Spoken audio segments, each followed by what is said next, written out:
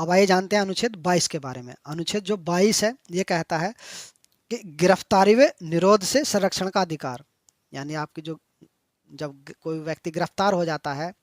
उसे पुलिस गिरफ्तार कर लेती है, तो उस वक्त भी जो है जो संविधान के अंतर्गत जो नागरिक को अधिकार मिले होते हैं। ठीक है, ऐसा नहीं है कि किसी व्यक्ति को गिरफ्तार कर लिया तो उसके मौलिक अधिकार खत्म हो गए, नहीं, गिरफ्तारी के बावजूद भी उसको जो है संविधान अधिकार देता है। ठीक है, वो क्या क्या अधिकार हैं तो उनको आइए जानते हैं। तो 22 का पहला और दूसरा है। 22 के जो पहले और दूसरे जो दो खंड हैं 22 के अंतर्गत, तो पहले और दूसरे खंड में जो संविधान जो कहता है वो कहता है कि गिरफ्तारी के कारण जानने का अधिकार है। अगर किसी की गिरफ्तारी हो रही है तो उस व्यक्ति को, यानी जिसको गिरफ्तार किया जा रहा है, तो गिरफ्तार करने वाले जैसे मुझे गिरफ्तार किया जा रहा है फॉर एग्जांपल, तो मुझे गिरफ्तारी के कारण जानने का अधिकार है कि भाई साहब मुझे क्यों गिरफ्तार किया जा रहा है। तो आप जो है जो पुलिस अधिकारी से जो आपको गिरफ्तार कर रहा है उससे पूछ सकते हैं कि जी सर, ठीक है। तो यानी नॉर्मल आपको जो है पोलाइटली यानी बोलना है, ऐसा नहीं है कि आप जो है ऊंचे लहजे में नरम नरम स्वभाव से आप बोल सकते हैं जी मुझको क्यों गिरफ्तार किया जा रहा है, आप वजह बताइए, तो आपको कारण जानने का वो अधिकार है। ठीक है, तो ये 22 का पहला और दूसरे खंड में ये बात बताई गई है। और वकील से परामर्श करने और प्रतिरक्षा यानी बचाव करने का भी अधिकार देता है। यानी जब आपको गिरफ्तार कर लिया, आपको कारण भी बता दिया जी इसलिए गिरफ्तार किया जा रहा है, ठीक है, गिरफ्तार करके ले गए, तो आपको जो वकील करने का भी अधिकार है, आप अपना वकील कर सकते हैं। आप कह सकते हैं जी मुझे अपना वकील करना है, ठीक है, वकील बुलाइए,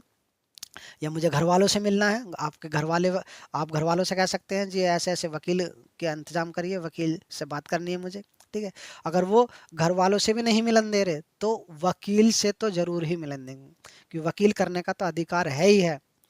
ठीक है, आप वो मना कर दीजिए घर वाले नहीं मिल सकते आपसे, तो लेकिन वो वकील के लिए मना नहीं कर सकते। इसकी आज़ादी जो है संविधान के अंतर्गत दी गई है कि वकील करने का आपका अधिकार है, आप वकील कर सकते हैं।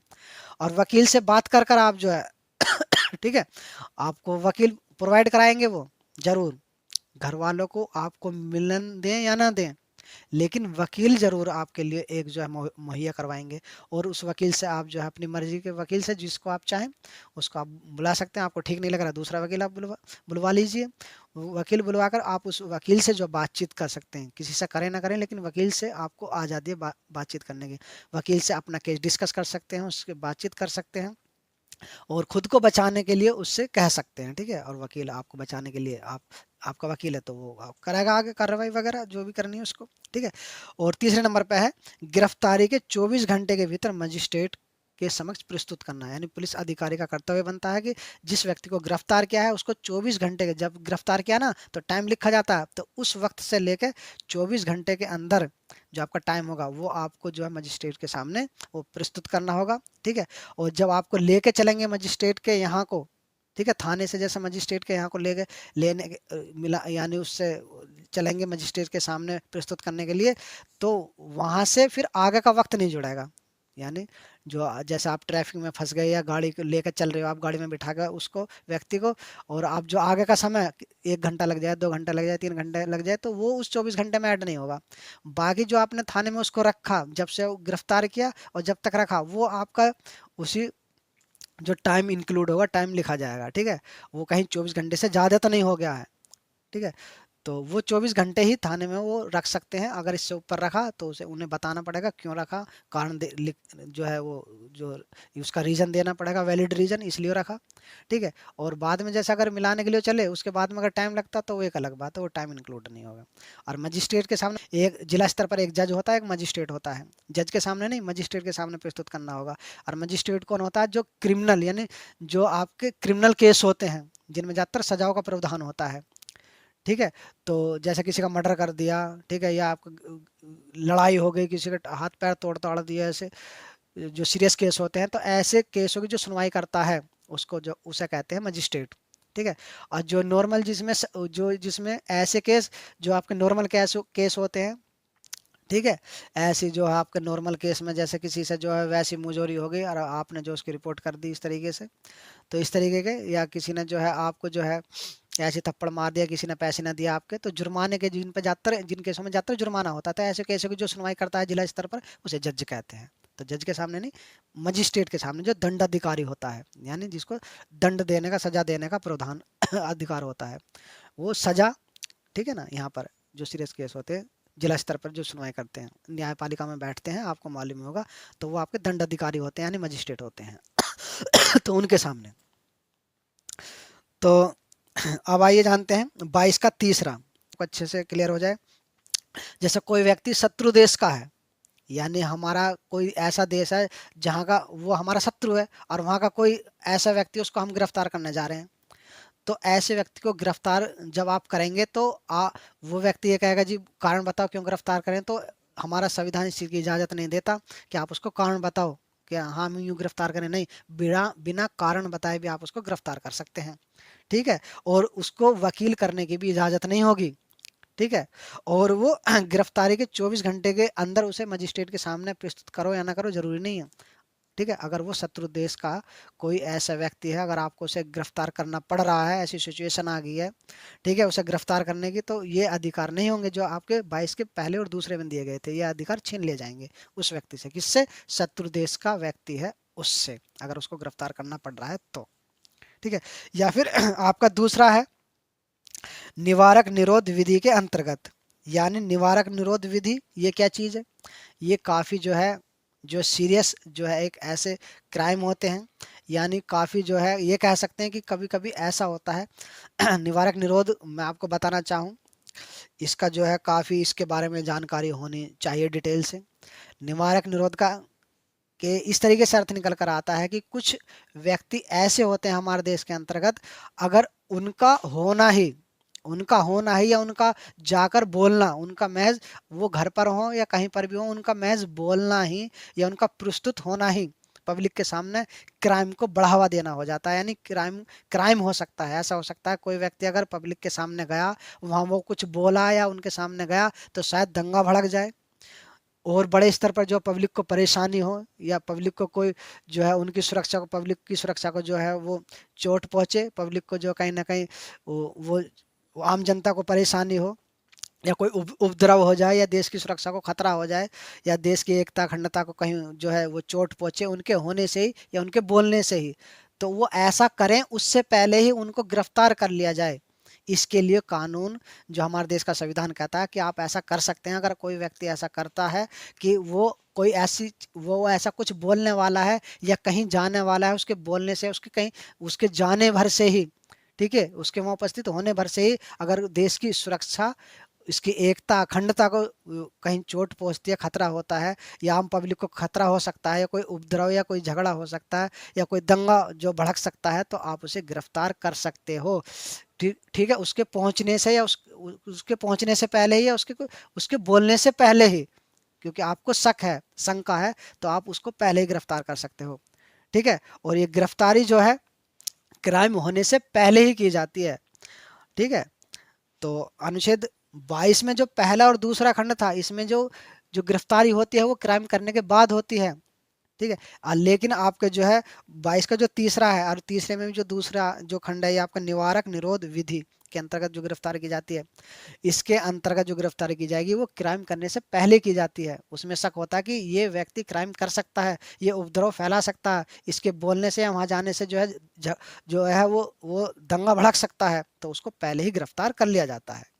और गिरफ्तारी इस तरीके की, कई तरीके की होती है। घर में नज़रबंद भी कर देते हैं, यानी उसकी जो है खाने पीने को तो उसको देंगे, ठीक है, जिससे कि वो जिंदा रह सके, बाकी बाकी समाज से उसे बिल्कुल काट देंगे, उसे कमरे में जो है जहाँ उसका रहने का है वो वहीं पर ही उसको जो है सिक्योरिटी कर देंगे चारों तरफ, खाने पीने की उसे वस्तु मिलेंगी, लेकिन वैसे उसे बाहरी जो है समाज से उसे कट कर दिया जाएगा, उसकी इंटरनेट वगैरह, मोबाइल वगैरह, ठीक है, और बाहर आना जाना वो सब बंद कर दिया जाएगा कुछ समय के लिए, जब तक सरकार को लगेगा तब तक।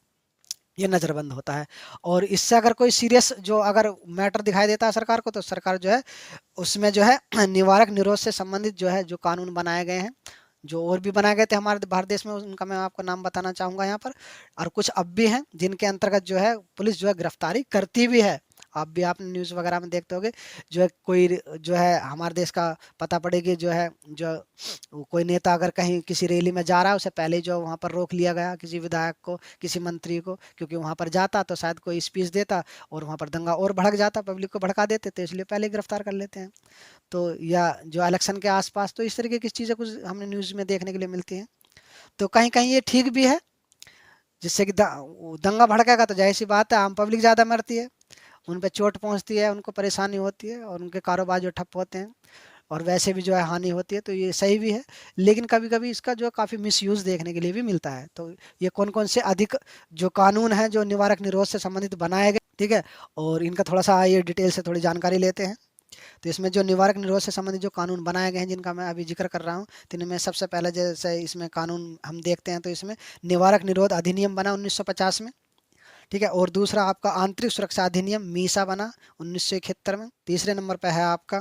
Prevention of black marketing and maintenance of supplies of essential commodity ordinance 1979 1979।